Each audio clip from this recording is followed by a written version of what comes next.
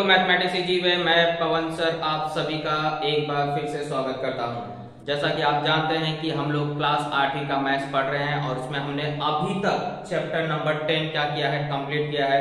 यानी कि बहुपदों का भाजन हम लोग क्या कर चुके हैं, कंप्लीट कर चुके हैं। और अभी तक जिन्होंने ये सारे वीडियोस नहीं देखे हैं तो वो मेरे प्लेलिस्ट में जाएंगे और कक्षा 8वीं के जो भी चैप्टर्स आपको वीडियोस चाहिए वो वीडियो आपको प्लेलिस्ट में क्या हो जाएगा, मिल जाएगा। आप वहां से क्या कर सकते हैं, अध्ययन कर सकते हैं। क्योंकि इसमें लॉकडाउन चल रहा है और आपको स्टडी नहीं हो पा रही है तो ये आपको एक जरिया है जहां से आप क्या कर सकते हैं, अपने नॉलेज को इंक्रीज कर सकते हैं। इसलिए वीडियो को मिस मत करिए दोस्तों। प्लेलिस्ट में जाइए मेरे, आप जानते हैं मेरे चैनल का नाम है मैथमेटिक्स जी वे, टाइप करिए और वहां पे मेरे वीडियोस पे जाइए, प्लेलिस्ट में जाइए और वहां से आपको सारे वीडियोस क्या हो जाएंगे, क्लास 8वीं के मिल जाएंगे। किसी को 9वीं का चाहिए, 10वीं का चाहिए, 7वीं का चाहिए तो वो सारे वीडियोस वहां से मिल जाएंगे। आज हम लोग क्या करेंगे, क्लास 8वीं का ही मैथ्स का चैप्टर नंबर 11 स्टार्ट करेंगे जिसका नाम है सांख्यिकी।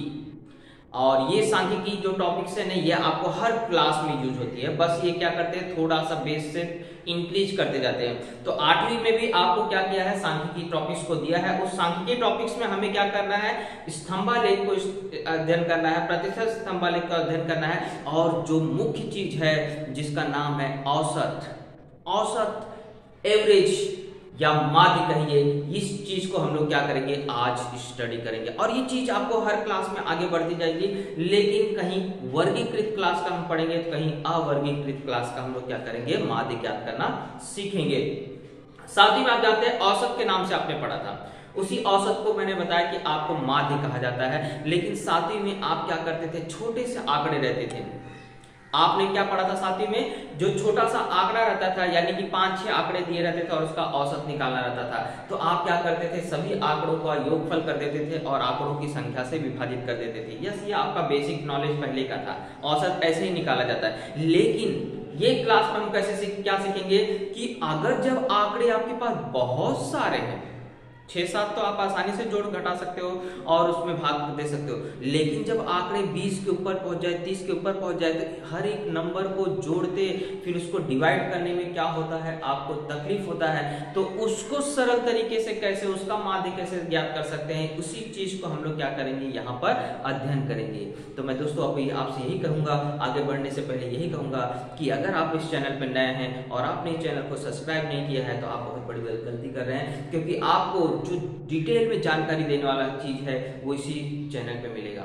और अगर आपको अध्ययन करना, आपको आगे बढ़ना है और आपने कुछ टारगेट फिक्स किया है और गणित से रिलेटेड, तो आपको इस चैनल को सब्सक्राइब जरूर कर लेना है। क्योंकि आपके बहुत काम आएगा, आपके गणित के नॉलेज को क्या कर सकता है, बहुत ही तेजी से इंक्रीज कर सकता है। आप गणित के मास्टर बन सकते हैं। इसलिए इस चैनल को सब्सक्राइब कर लीजिए और वीडियो अच्छे लग रहे हो तो लाइक और दोस्तों के साथ शेयर करिए जिससे आपके दोस्तों का भी क्या हो सके, फायदा हो सके। तो चलिए स्टार्ट करते हैं हम लोग चैप्टर नंबर 11 जिसका नाम है सांख्यिकी। तो मैं उससे पहले आपको थोड़ा सा रिवीजन कराऊंगा, बेसिक चीज को इंक्रीज करूंगा और इसके बाद आपको इस क्लास 8वीं पे आऊंगा। तो चलिए देखिए, सबसे पहले हम लोग पढ़ते हैं क्या होता है औसत। हम लोग जो छोटी क्लास में पढ़ चुके थे उसको मैं रिवीजन करा रहा हूं। औसत मतलब होता है सभी आंकड़े, जो भी आपके पास नंबर्स लिखे गए हैं उन नंबर का जिसका आपको औसत निकालना है, उन सभी आंकड़ों का क्या करना पड़ता है, योगफल। क्या करना पड़ता है, उन सभी आंकड़ों का योगफल करना पड़ता है। और जितने आंकड़े रहते हैं उस संख्या से क्या करना पड़ता है, भाग देना पड़ता है।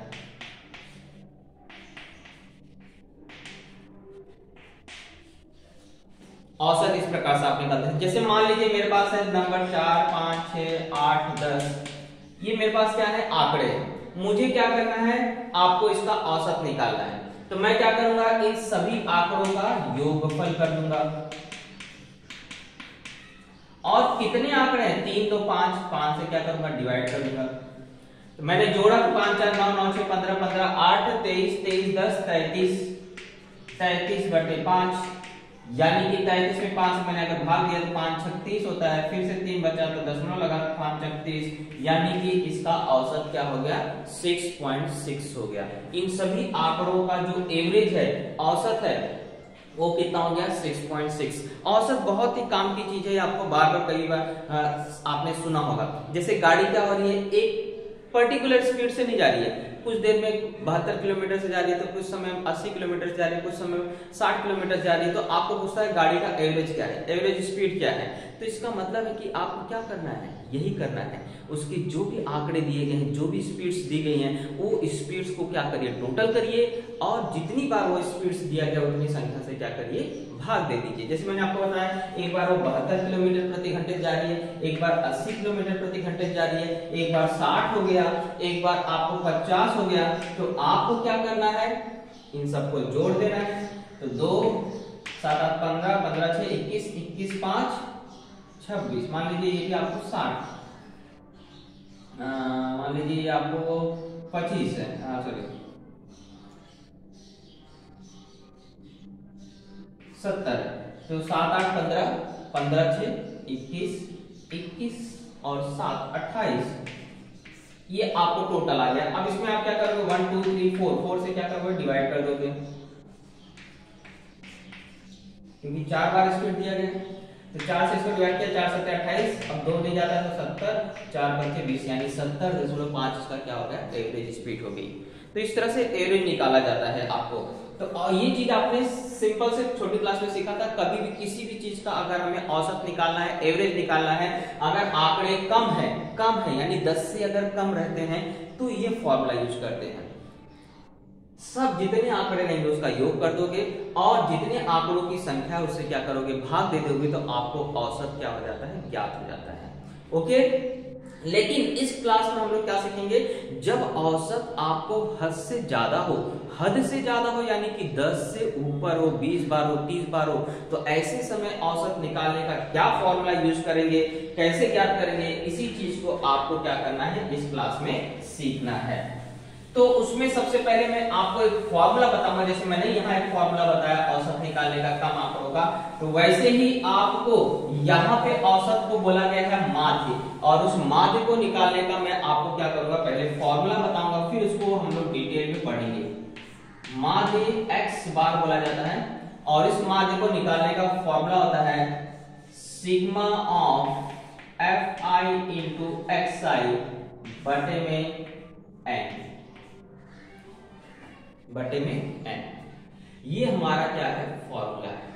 अब ये फॉर्मूला क्या है, सिग्मा क्या है, fi क्या है, xi, ये चीज को हम लोग को क्या करना है, समझना है। चलिए सबसे पहले मैं आपको उस चीज को समझाने के लिए एक उदाहरण ले लेता हूं। मान लीजिए आपके पास आंकड़े बहुत सारे लिखेंगे,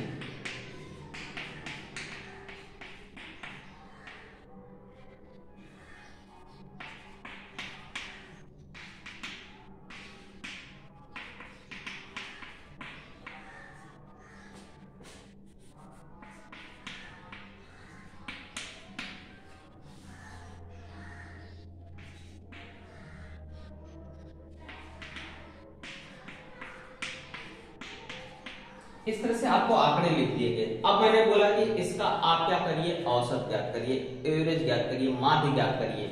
तो आप क्या करोगे, सबको जोड़ने बैठोगे तो आपको क्या होगा, टाइम लगेगा बहुत, है ना। आंकड़े क्या है, हद से ज्यादा है। अब इन सब आंकड़ों को जोड़ने का मतलब है कि आपसे बीच में गलती भी हो सकती है, जोड़ तो लोगे लेकिन टाइम लगेगा, और हो सकता है कि कहीं ना कहीं एकाध संख्या में मिस्टेक हो गया तो आपको वो भी सवाल पूरा क्या हो जाएगा, गलत हो जाएगा।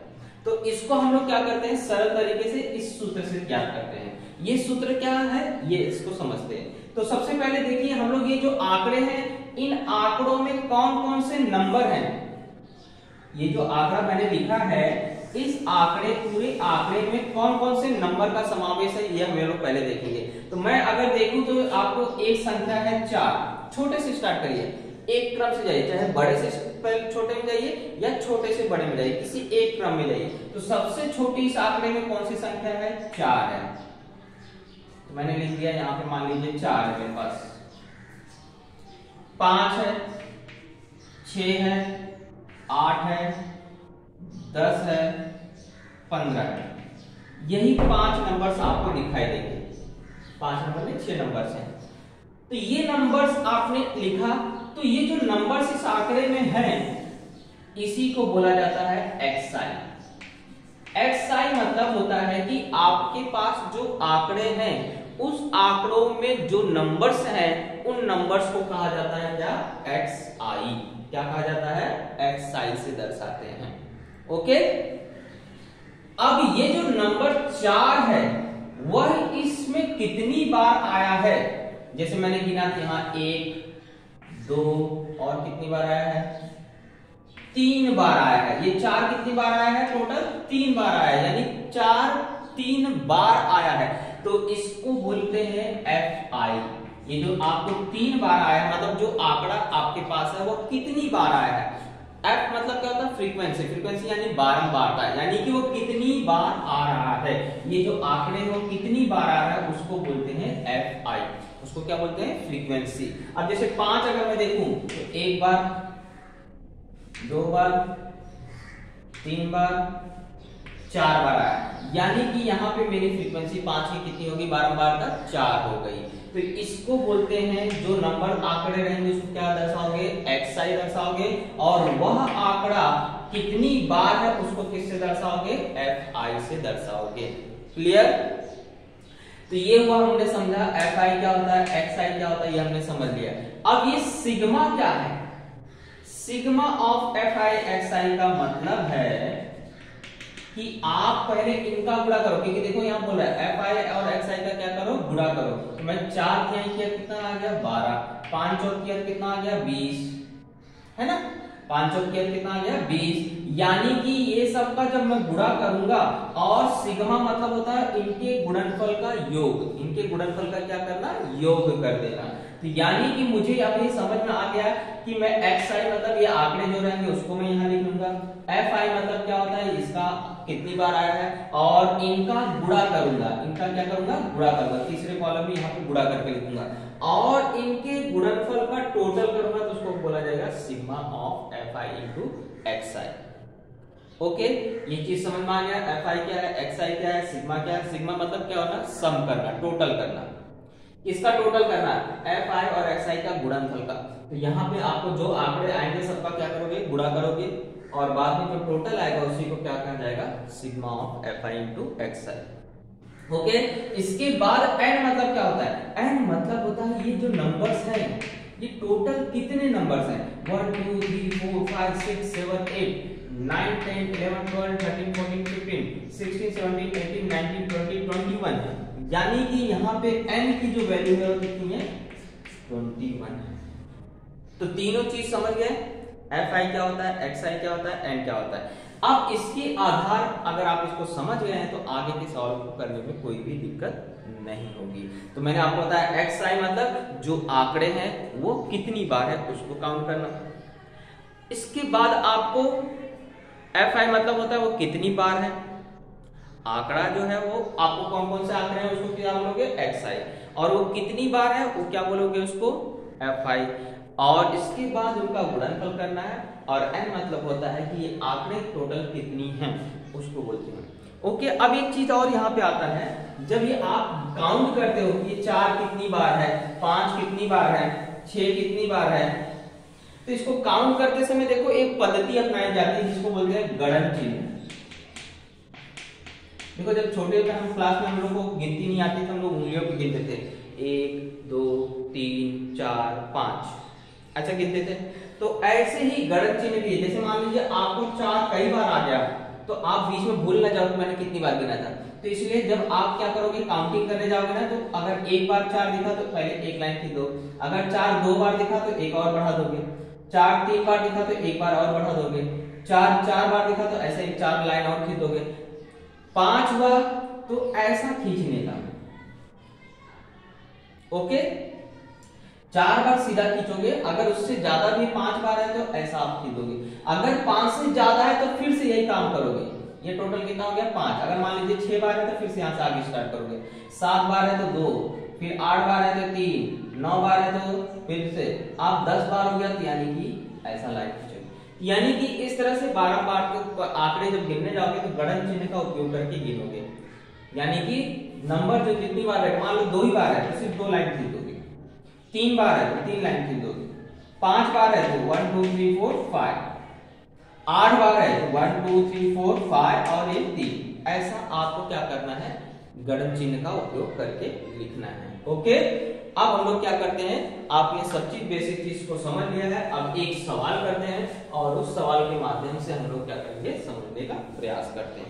चलिए क्वेश्चन नंबर फर्स्ट, इस तरह से कॉलम बना हुआ है, कॉलम बना हुआ है। प्रश्न में क्या दिया है कि क्लास 8वीं के विद्यार्थी हैं और 30 विद्यार्थियों में से प्रत्येक द्वारा लगाए गए पौधों की संख्या निम्नलिखित सारणी में दी गई। यहां देखो आंकड़ा आपको टेबल पहले से तैयार करके दिया है। कई प्रश्नों में क्या होता है, आंकड़ा सिर्फ लिख देते हैं और इसके बाद आपको एक कॉलम तैयार करना पड़ता है, लेकिन शुरुआत के प्रश्नों में क्या है, कॉलम तैयार करके दिया है जिससे आपको आसानी हो माध्य ज्ञात करने में। तो यहां बोला है क्लास 8वीं के आपको विद्यार्थी हैं, कितने विद्यार्थी हैं टोटल आपको उसने बता दिया है, 30 विद्यार्थी है। तो आप समझ गए होंगे n का मान क्या है, 30 है। जो टोटल संख्या दिया रहता है वो क्या कहलाता है, n होता है। तो 30 विद्यार्थियों में से प्रत्येक ने क्या किया है, पौधा लगाया है और कितने पौधे लगाए हैं वो आंकड़ों में बताया गया है। और इसके आधार पे हमें क्या करना है, प्रत्येक विद्यार्थी द्वारा लगाए गए पौधों का क्या करना है, माध्य ज्ञात करना है, औसत ज्ञात करना है। प्रत्येक विद्यार्थी द्वारा जो पौधे लगाए गए हैं उसका औसत क्या है, वो चीज को हमें क्या करना है, ज्ञात करना है। और उसके लिए ये तालिका को पूर्ण करना है। उसने आधा काम करके दिया है, आधा काम हमें करना है। तो पहले मैं आपको सवाल को एकदम डिटेल में समझा देता हूं कि इस आंकड़ों में क्या दिया है। यहां देखिए लिखा है पौधों की संख्या। पौधों की संख्या मतलब कुछ विद्यार्थियों ने 1 पौधा लगाया है, कुछ विद्यार्थियों ने 2 पौधा लगाया है, कुछ विद्यार्थियों ने 3 पौधा लगाया, कुछ विद्यार्थियों ने 4 पौधा लगाया है। पहले हमने ये देखा कि पौधे कितने लगाए जा रहे हैं। तो किसी ने क्या किया है, 1 पौधा लगाया है, किसी ने 2 पौधे लगाए हैं और किसी ने 3 पौधे लगाए हैं और किसी ने 4 पौधे लगाए हैं। इससे ज्यादा कोई लगाया नहीं है। तो ये आंकड़े हो गए पौधों की संख्या, यानी कि जो 1 पौधे लगाए हैं। अब आगे क्या दिया है, 1 की बारंबारता 4 दिया है। 1 की बारंबारता क्या दिया, देखो यहाँ एक्स आई मैंने बताया था। एक्स आई मतलब होता है जो आंकड़े, जो पौधों की संख्या वो क्या है, 1 2 3 4। तो ये एक्स आई लिखे गए और 1 पौधा लगाने वाले कितने विद्यार्थी हैं वो संख्या यहां दी गई है ना। टोटल 30 विद्यार्थी हैं। उस 30 विद्यार्थियों में आपने किसने कितना पौधा लगाया है वो संख्या यहां दिया है। तो 1 पौधा लगाने वाले विद्यार्थियों की संख्या कितनी है, 4, यानी 12 बारता एफ आई का मान कितना है, 4, क्योंकि वो बार बार, यानी कि 1 पौधा कितने लोगों ने लगाया, 1 कितनी बार आ रहा है, 4 बार आ रहा है। 2 पौधा लगाने वाले कितने विद्यार्थी हुए, 6, है ना, यहां दिया गया है। 3 पौधा लगाने वाले विद्यार्थी कितने हैं, 12 और 4 पौधा लगाने वाले विद्यार्थी हैं 8। अब हम लोग पौधों को गिनते हैं। अगर 1 पौधा लगाने वाले 4 विद्यार्थी हैं, 1 पौधा लगाने वाले 4 विद्यार्थी हैं, तो पौधा कितना लग गया, 4 एकम 4 पौधा लग गया। 2 पौधा लगाने वाले 6 विद्यार्थी हैं, 6 विद्यार्थियों ने क्या किया, 2 पौधा लगाया। 1 विद्यार्थी ने 2 विद्यार्थी ने 2, तीसरे विद्यार्थी ने भी 2, यानी कि पौधा कितना लग रहा है। अगर 6 पौधे लगा रहा है, सॉरी 2 विद्यार्थी 2 पौधे कितने लोग लगा रहे हैं, 6 विद्यार्थी लगा रहे हैं। तो 6 दूनी कितने पौधा लग गया, 12, यानी कि यहाँ पे क्या करना है, गुणा करके लिखना है। तो टोटल यहां से क्या हो गया, कितने पौधे लग गए, 12 पौधे। अब 3 पौधे लगाने वाले 12 विद्यार्थी हैं। अब आप सोचो 3 पौधा 12 विद्यार्थी लगा रहे हैं, तो कितने पौधे लग गए, 1 ने लगाया 3, 2 ने लगाया तो 6, 3 ने लगाया तो 9, यानी कि अगर 12 ने लगाया रहेगा तो 12 तिहाई कितना हो गया, 36, यानी कि 36 पौधे यहां लग गए। 4 पौधे लगाने वाले 8 विद्यार्थी हैं, 4 पौधे लगाने वाले 8 विद्यार्थी हैं, यानी टोटल कितने पौधे लग गए, 4 8 32। यहां पे क्या लिखोगे, 32, क्योंकि यहां देखो बोला है उसने कि एफ आई का गुणा क्या करोगे, एक्स आई में करोगे। ये तो मैंने आपको सिर्फ मतलब समझाया कि यहाँ पे कैसे आंकड़े आ रहे हैं, क्योंकि 1 पौधा 4 लोग लगा रहे हैं तो 4 पौधा आ गया, 2 पौधा 6 लोग लगा रहे हैं टोटल, यानी 12 पौधे लग गए। 3 पौधे 12 लोग लगा रहे हैं, यानी 12 3 36 पौधे लग गए। 4 पौधे 8 लोग लगा रहे हैं, यानी कि 32 पौधे लग गए। तो टोटल कितने पौधे लग गए, इसी को क्या बोला जाएगा, sigma of F FI into XI, FI और XI का यहाँ पे क्या करना है, टोटल करना है। तो हमें पता चल जाएगा कितने पौधे लगे हैं। चलिए टोटल कर लेते हैं। तो 4 2 6 6 6 12 12 8 सॉरी 4 2 6 6 6 12 12 2 14 हाथ से लगा 1 2 5 3 8, यानी टोटल पौधे लगे 84। कितने विद्यार्थी थे, 30। वो तो पहले से बता दिया, नहीं बताया है तो यहाँ टोटल करके लिख सकते हैं। तो दोनों आंकड़े आ गए, ये टोटल है 84, विद्यार्थी थे 30, यानी कि एवरेज अगर देखा जाए तो एक विद्यार्थी ने कितने पौधे लगाए हैं। तो यहाँ पे तो आपको सूत्र लिखना है, सूत्र में यहाँ पे आप जानते हैं FI इंटू XI आएगा। अब यहाँ पे मान रखो, इसका मान था 84, इसका मान है 30। अब हमें क्या करना है, भाग देना है। 84 में 30 से भाग दे दीजिए। 30 का पहाड़ा था और 3 का पहाड़ा था ना, 3 एकम 3 3 दूनी 6 3 त्रिका 9 9 ज्यादा हो जाता है, इसलिए 30 3 90 होता है, यानी ज्यादा हो जाएगा तो 2 बार जाएगा। 30 दूनी क्या जाएगा 60, सिर्फ जीरो लगा देना, 3 दूनी 6 तो 1 जीरो लग गया। अब घटाओ 4 और 8 में से जाए 2। ओके, अब दशमलव लगे क्योंकि आगे का नंबर खत्म हो चुका है, तो आगे दशमलव लगा तो 0। अब देखो 3 8 24 होता है, तो 1 0 यानी 30 8 240 होगा, यहाँ 8 बार जाएगा।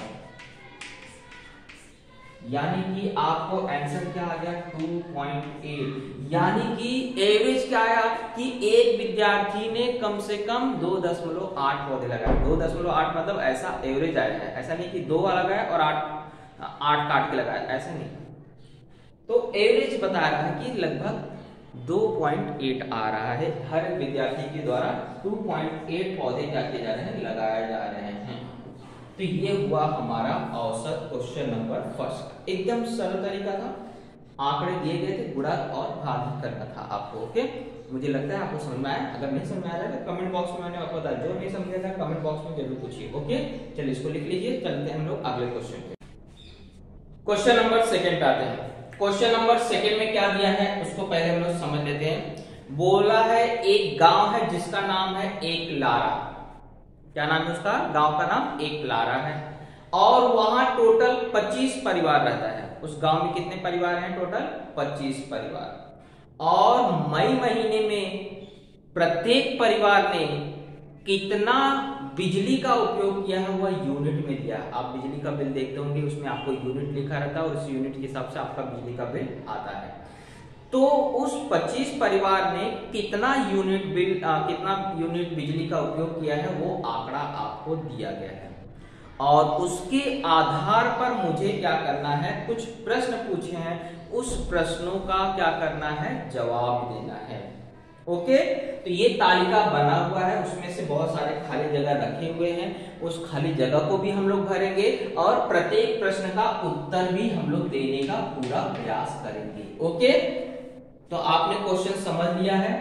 ये है बिजली का उपयोग यूनिट में दिया गया है, 30 यूनिट का उपयोग किया जा रहा है। कुछ परिवार 45 यूनिट उपयोग कर रहे हैं, कुछ परिवार 60 यूनिट का उपयोग कर रहे हैं, कुछ परिवार 75 यूनिट, मतलब इतनी बिजली खर्च हो रही है यूनिट में, और कुछ परिवार 90 यूनिट तक खर्च कर रहे हैं।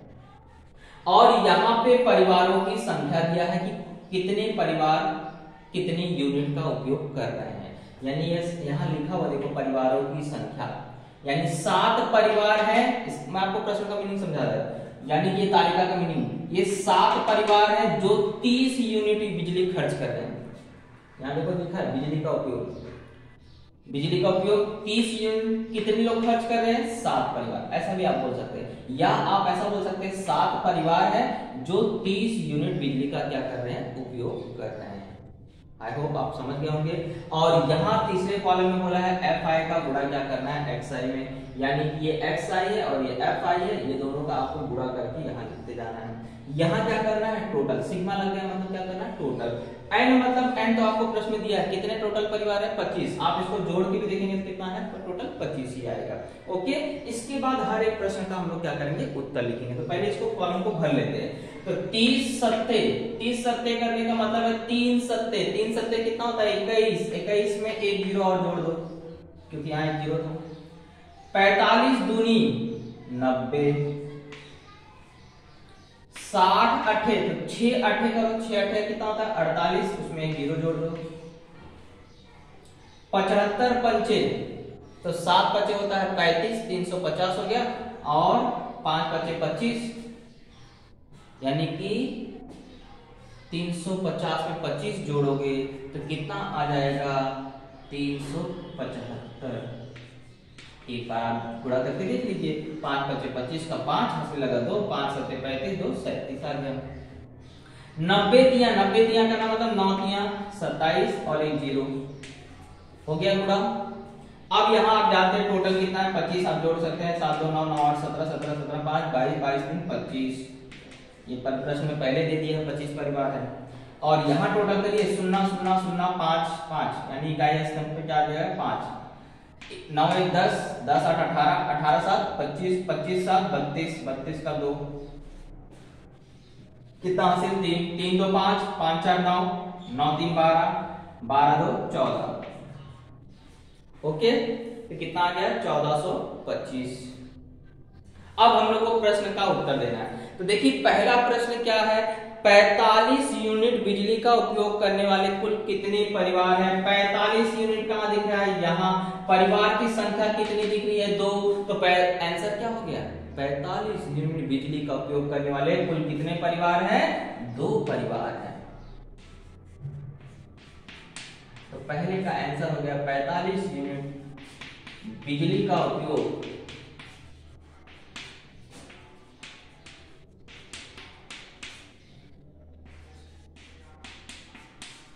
करने वाले 2 परिवार हैं।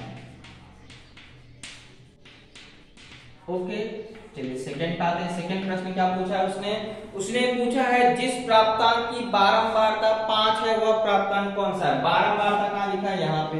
इसमें 5 कहाँ है, यहाँ पर। वो किसका है, 75 का है। तो आपको वही आंसर लिखना है कि बारंबारता 5 वह प्राप्तांक कौन सा है। तो आप बताओगे 5 बारंबारता वाला प्राप्तांक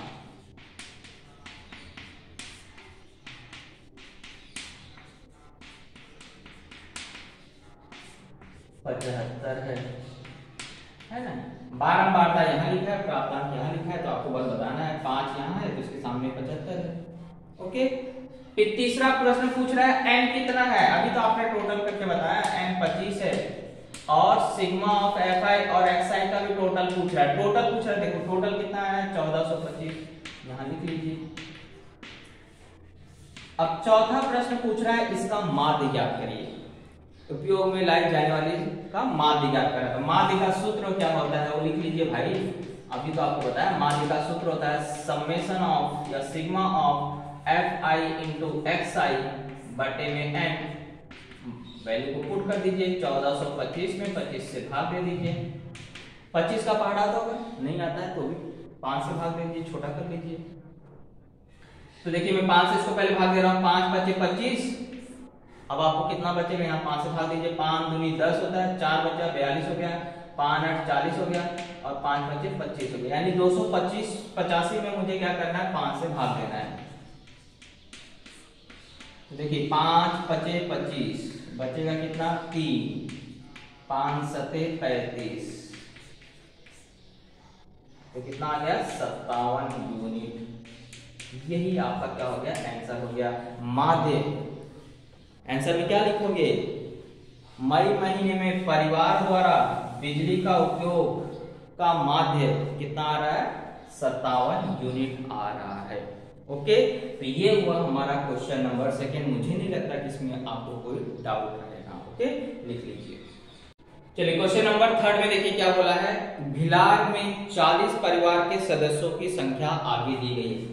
भिलार एक गांव है जहां पे बोला है 40 परिवार है, और हर परिवार में कितने लोग, जैसे आपके घर में हो सकते हैं 2 लोग हो सकते हो, आपके घर में हो सकते हैं 4 लोग, किसी के घर में 4 लोग हो सकते हैं, किसी के घर में 5 लोग रहते होंगे। तो ऐसे ही वहां 40 परिवार के घरों में देखा गया तो कितने सदस्य हैं वो सदस्य यहाँ लिखा गया है। ओके, ये क्या है, सदस्यों की संख्या। किसी के घर में 6 लोग हैं, किसी के घर में 1 लोग है, किसी के घर में 4 लोग हैं, किसी के घर में 3 लोग हैं, तो किसी के घर में 5 लोग हैं। ऐसे ही आपको यह आंकड़ा लिखा गया है कि 40 परिवारों में किसके घर में कितने लोग हैं वो आपको यहाँ लिखा गया है। इसके आधार पे हमें क्या करना है, सदस्यों की संख्या का माध्य ज्ञात करना है।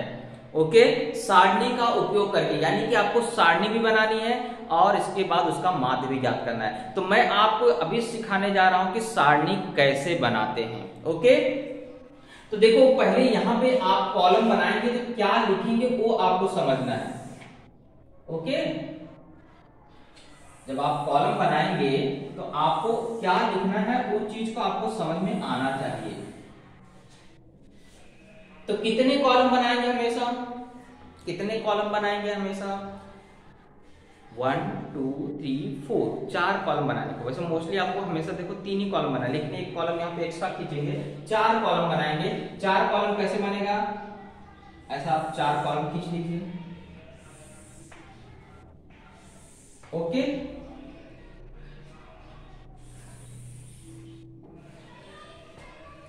अब आपको देखो ये क्या दिया है, यहां पे क्या लिखेंगे, ये आंकड़ा किसका है, सदस्यों की संख्या का है।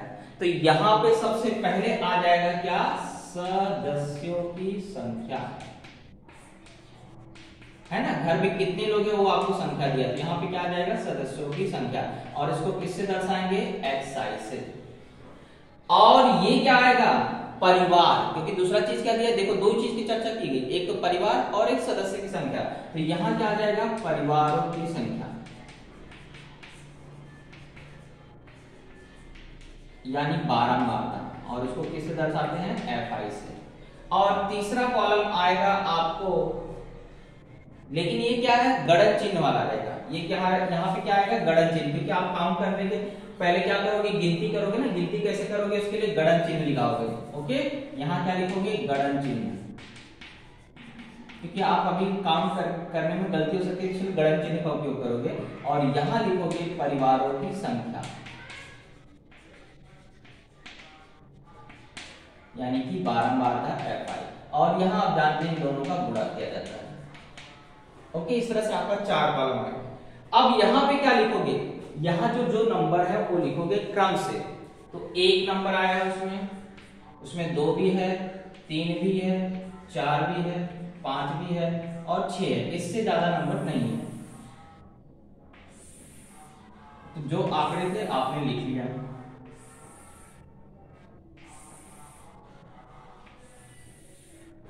है ना।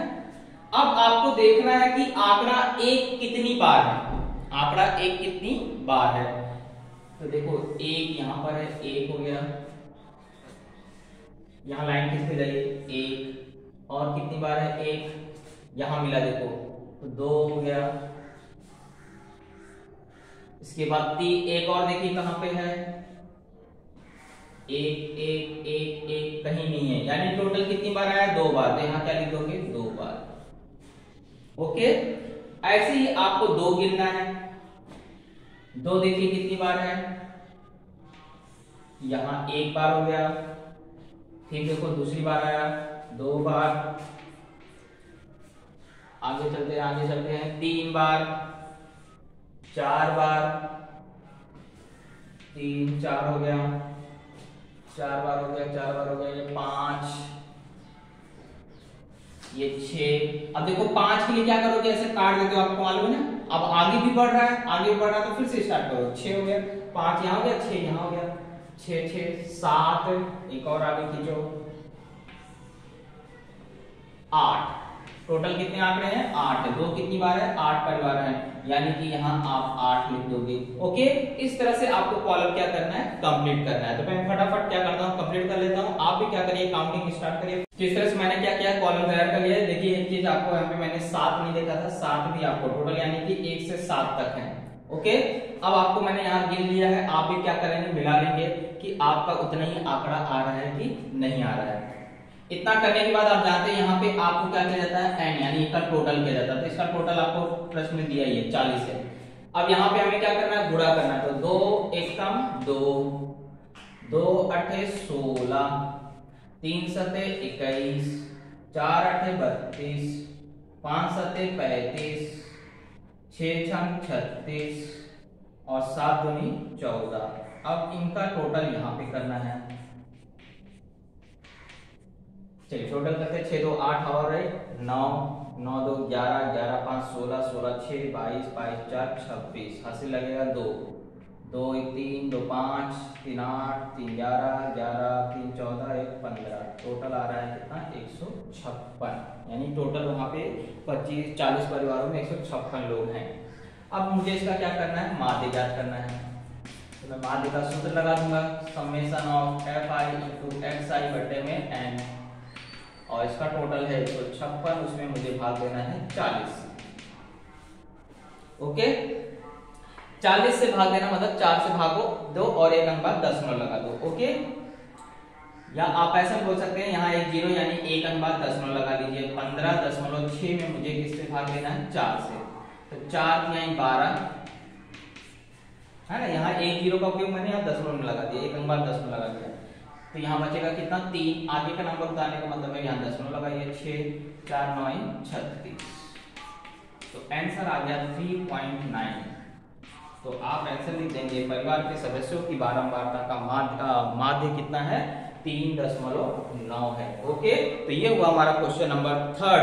और अब बच रह गया है एक सवाल आपके लिए होमवर्क दिया जा रहा है। आप क्या करेंगे, उसका औसत कितना आया है कमेंट बॉक्स में जरूर बताना। ओके, तो इस तरह से हमारा हुआ। आज हमने क्या किया, अवर्गीकृत, यहाँ पे वर्ग नहीं बना, यहाँ पे क्या था, आंकड़े सिंगल सिंगल लिया हमने, उसका माध्य ज्ञात करना सीखा। तो आप, मुझे लगता है कि आपको माध्य से रिलेटेड अब इसमें आपको कोई भी डाउट नहीं है। तो यानी कि 11.1 हमारा क्या हुआ, कंप्लीट हुआ। अगर वीडियो अच्छा लगा हो तो लाइक कर दीजिए और दोस्तों के साथ शेयर कर दीजिए। तब तक के लिए गुड बाय।